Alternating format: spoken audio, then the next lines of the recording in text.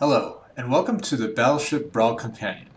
I'm Evil Frizurgan, and in this episode, I'll be reviewing the Senator by Hibachi.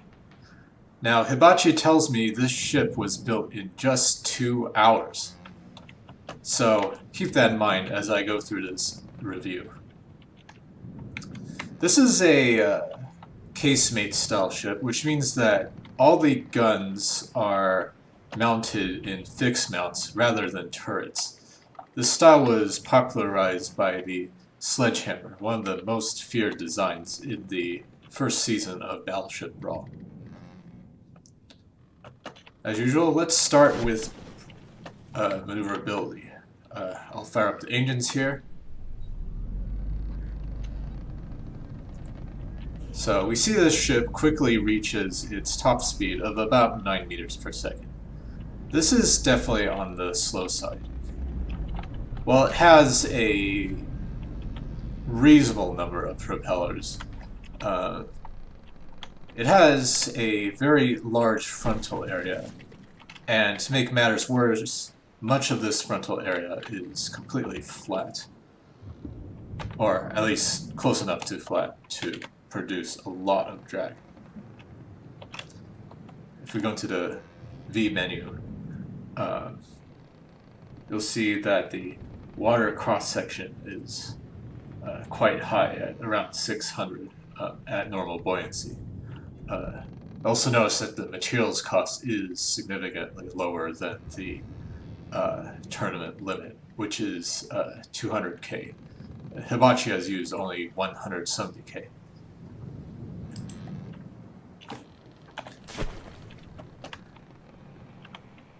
Perhaps more critical, the Hibachi has only a single rudder.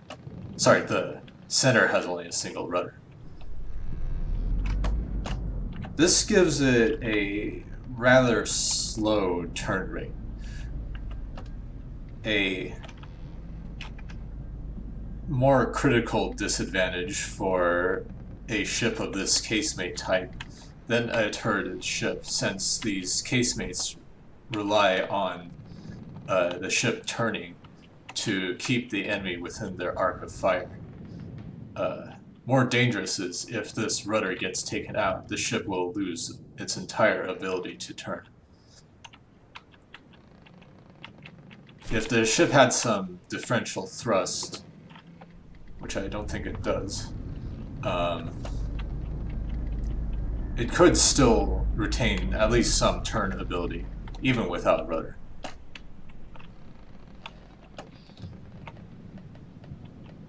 Let's talk about protection. The center is made primarily out of metal, with many of the critical parts sporting an extra layer of heavy armor.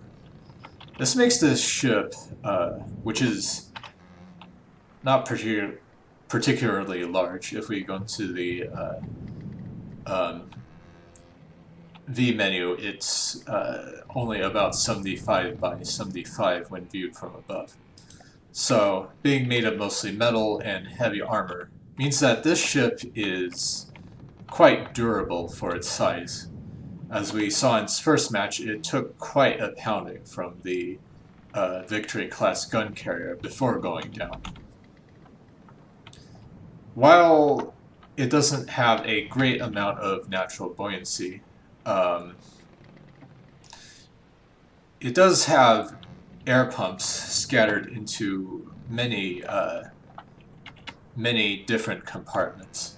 So it's unlikely that this ship will be quickly sunk below the waves.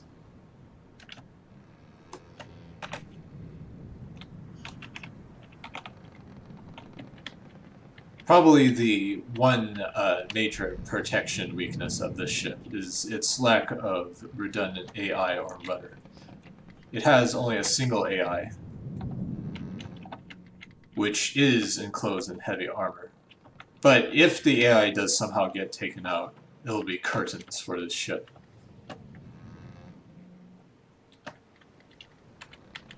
Finally, the guns. The Senator has 17 guns. That's a pretty good number for a ship of this size. with many entries sporting, I'd say 12 is kind of a average amount of guns, so 17 is a significant amount above that. If we fire a volley, we'll see a pretty impressive show.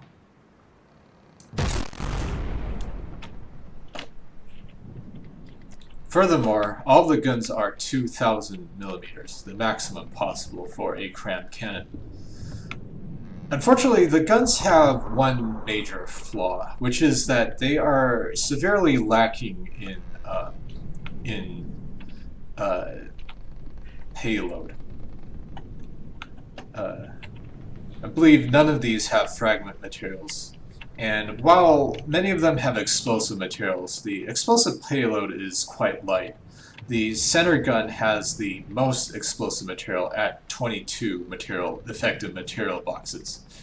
That's a very light explosive payload for a gun of this size. And the rest have even less at 20 and 6 and I mean even 0 for these. And these ones have 10.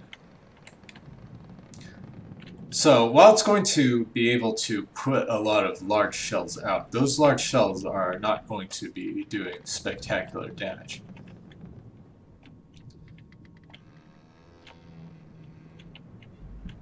To its credit, all of these guns do have the maximum firing arc, so as long as the enemy is roughly in front of it, it will be able to fire its guns at the enemy.